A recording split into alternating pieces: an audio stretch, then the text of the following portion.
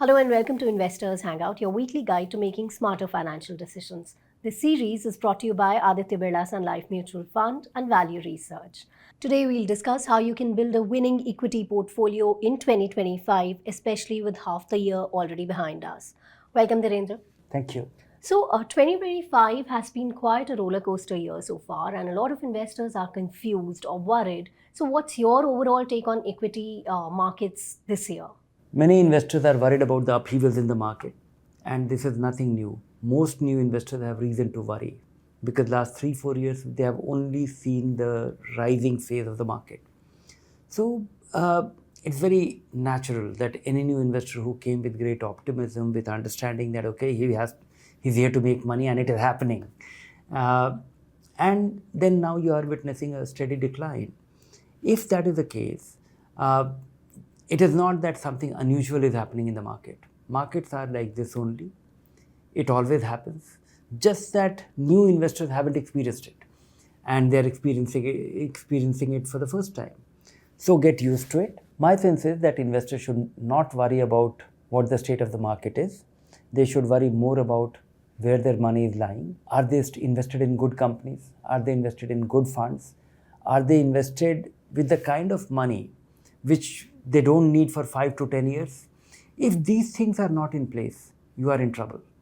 If these things are in place, which means that you are investing steadily, you are well diversified, you are invested in a set of funds or in a set of stocks which have done reasonably well on any 4-5 year period, not necessarily in the last 6 months. If this is the case, then be at it. Get used to it.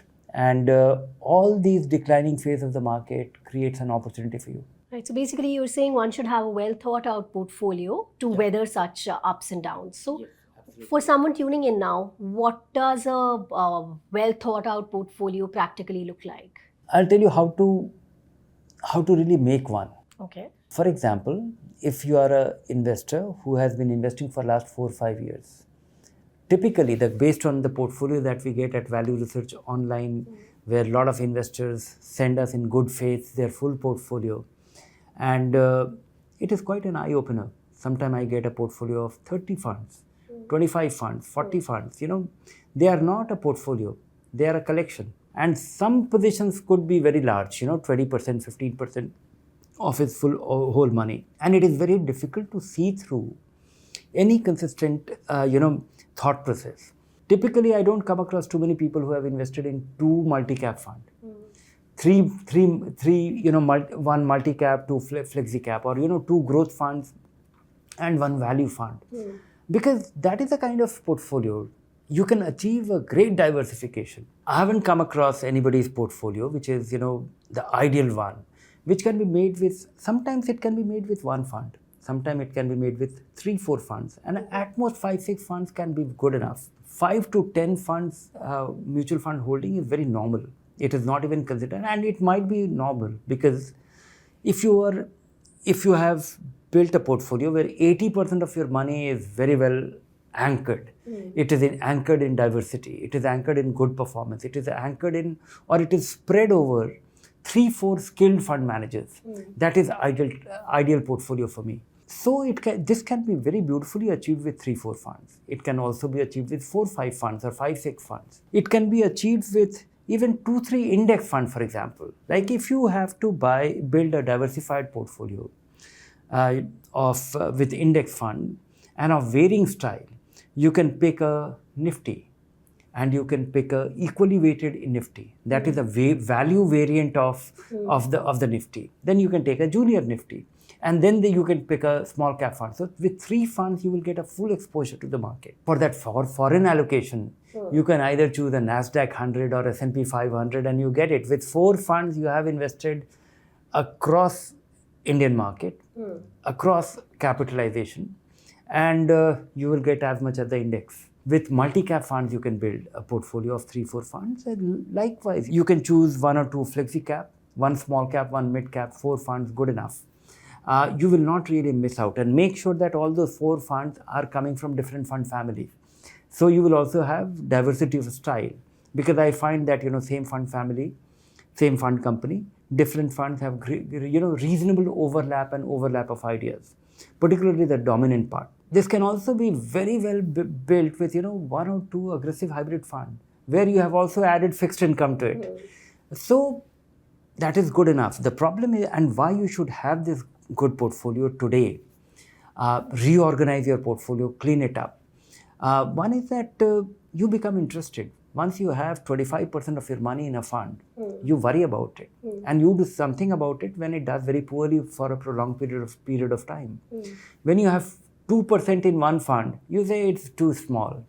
If it does too well, then it does not have any meaningful impact on your portfolio. So I would say that even if you can have these 70-80% and have 3-4 thematic funds, if you have reason to like them, have them, but make sure that they are at least 5% of your portfolio, so that something magical happens and you believe in it. That magic should have some impact on your portfolio. I have given you multiple ways of building a great portfolio, and choose any of these routes, and it's all right. Just stick to it for next 10 years. Right. Coming to SIPs, some investors worry that they missed the best entry points earlier this year.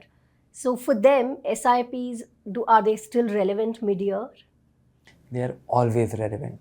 And this is an unfair question. This is actually unfair to yourself, because the more you worry, the whole idea of SIP is not into the markets or the performance or the entry point. The whole idea of SIP is that you don't have to worry about the entry point. With sectors evolving rapidly, what do you think? Are there any specific sectors or themes that you feel investors should focus on in 2025? I'm a great disbeliever in the thematic and the sector funds, so I don't take a very close look at them. But at the same time, there are investors who have some specialist understanding. I would say that when you invest in a diversified fund, you are getting exposure of that anyway. When it comes to somebody in the pharma business, or has this feeling or has a sense or has a belief that what is happening will be create a huge tailwind for the pharma sector, and you want to take a targeted diversification, you want to buy a fund, maybe for those people it is a thematic fund. If I have to choose one, I'm quite excited and optimistic about what is happening in the AI universe. About the defense sector, I'm quite concerned about one thing. Leading defense companies are government owned, and their customer is Government of India. So a company which is all the companies which are owned by Government of India, and your primary customer is Government of India, there's a huge conflict of interest. They just might decide not to make profit, and that could be fine from a nation's perspective. It may not be fine from a shareholder's perspective. So that's one thing which crosses my mind. But AI, I think, it is going to have a big impact. And there are companies or there are mutual funds which will benefit from it. And many of these US domiciled indices are dominated by those AI companies. And the most prominent of that happens to be the FANG Plus. What about risk management? How can investors protect their portfolios, especially in volatile times like these? Every investor should take it to heart that you can't protect your money if the market crumbles. Prepare yourself in terms of how to make it not devastating. What all you can do to actually prevent yourself from that. One is to avoid the concentration risk. Second is to actually have reasonable quality. And if you choose a good mutual fund, you are taken care of.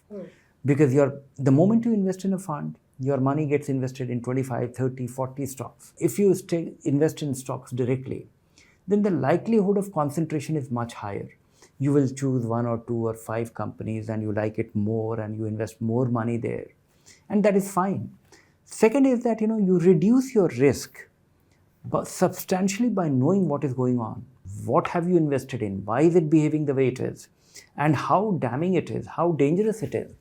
If you have a little bit of this understanding, the moment you understand that you have invested in 1 value fund and 2 multi-cap fund, and by virtue of that, your money is invested in 80 companies. And of those 80 companies, 40 companies are among the top 100 companies in the country, which is the large cap. And all this information is available to you on Value Research Online the moment you set up your portfolio. The moment you understand it, you will not panic. Then the second level of panic comes from inappropriate money invested in equity. If you accidentally came into the market and you saw that everybody was making money and you just invested in some fund which was doing very well, and you also invested it and it went up, then it went down. But you don't have the time. You can't really wait for a couple of years. It might take 6 months, it might take 3 years for that money to recover. This money will not vaporize. This money will not disappear. But if you don't have the time, equity is not for you. Then comes, when you have sizable money. Ensure that you always have some fixed income, even if your money is going to be invested for next 50 years. Because that way, you will get That's a way to build shock absorber. Shock absorber. You will know that, okay, here is my 50 crore rupees invested in the market, and it is likely to remain invested for another 10, 15, 20 years. But I want to keep 50 lakh rupees just in case I need it. I don't have to sell it when the market is at the bottom. Maybe you will feel that, okay, the market has come down very dramatically. You would like to benefit from it, move your money from fixed income to that. That might be worthwhile. But I would say that just keep it to have the stability of the portfolio and to capitalize on any such opportunity. Right. Now, before we wrap up, one key piece of advice for investors who want to review their portfolio or build one now. If you are going to build one, come to Value Research Online, go to Fund Advisor and get a guided portfolio. It will give you, if you are going to invest 5,000 rupees, it will give you the best fund to invest in. If you are going to do your 50,000 rupee SIP, it will give you the best fund. If you are going to invest 5 crore rupees to build an income portfolio, it will be able to give you a portfolio and investment method, and also take you through how to go about doing it. With few clicks, you will be able to automate your investments. One is, if you are starting a new portfolio, it is relatively easy. If you already have an investment portfolio, do these 2-3 things. Make sure that 70-80% of your money is invested in large cap, mid cap, small cap. 20-30% money is invested in some sector fund, thematic fund, if you like them, not more than that. And make sure that individual funds are at least 5% of your money. There is no point in having a 2% position. Avoid them at the first instance, but if you believe that you should have them in some meaningful quantity. Look for your funds. If you already have 15 of them, look for the funds which are of these kind. Which one you would like to retain, which of the ones which you would like to sell. Maybe use the mutual fund ratings to eliminate them and fill it up, just align with it. All right. So make a clear plan for yourself and stick to it. Be disciplined. Don't be impulsive about your investment decisions. Moving on to the viewer's question now. So Taposh Majumdar says he's a Value Research Premium subscriber and he wants your views on an NFO, a thematic fund of fund where they invest in thematic funds like auto, IT, FMCG, pharma, etc. Basically a basket of thematic funds where they take contra bets. No, one should not do that. I think, for 90% of your portfolio, you should keep it very simple. You can actually achieve a diversified portfolio for the long run in a very methodical way, either with a bunch of index fund or a multi-cap fund or a flexi-cap fund or a large cap and mid and small cap fund combination. Only 10% money you should keep it tactical. Tactical in the sense that you like a thematic fund. Because when it comes to investing in an IT fund or FMCG fund or a pharma fund or a banking fund, your mainstream fund will have substantial and meaningful exposure to that. You buy any multi-cap fund, you will have 25-30% into banking stocks.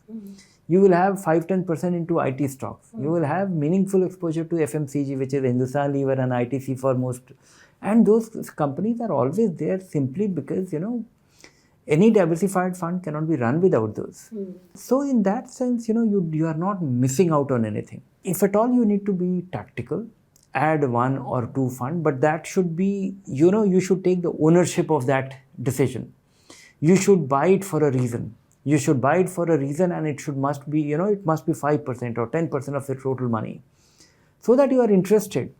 You have the knowledge, you have the understanding and you are still diversified. Because when you buy, the beauty of IT fund is that you are optimistic about IT, but you don't know which one to buy. So you are buying IT fund and in turn it is buying 10 of them. 10 stocks, 5 stocks, 7 stocks, 20 stocks, whatever. Assuming you are very kicked about EV, you're optimistic about it. You don't know which company to buy. You don't know which one to sell, which one to have the most, which one to have the least. Then this fund comes in, targeted diversification in a methodical way. Somebody is keeping an eye on that. For thematic fund, a mutual fund is very useful because what typically happens is in a thematic fund, there is a story around it. And mutual fund is also a consumer product. People listen to a story and they buy into the story and they get optimistic about it. And once they buy it, what happens is that these stories are built on some meaningful logic, And typically when investors are putting their money, that story has already happened. Yeah. Maybe that is the time of, the start of the decline. And that is when investors get very excited. They get very excited because it has done very well in recent past and which is followed by doing very poorly in the recent future. And it becomes very difficult to stick around. So unless you understand the story very well, unless you think that this is something worth having for next 5 years, which means that you need to really think in terms of having some methodical investment approach to it. Not because it has gone up, so you should be buying. So buy into a thesis. That is why you should have an investment, have a meaningful exposure. And if you don't have an idea, you are well off with a diversified equity portfolio and do nothing else. You will not be missing out on anything. All right. Thank you, Dhirendra. Thank you. Thank you for watching. That's all we have for you in this episode. Keep watching this space for more information. If you like the show, do subscribe to our YouTube channel. Thanks.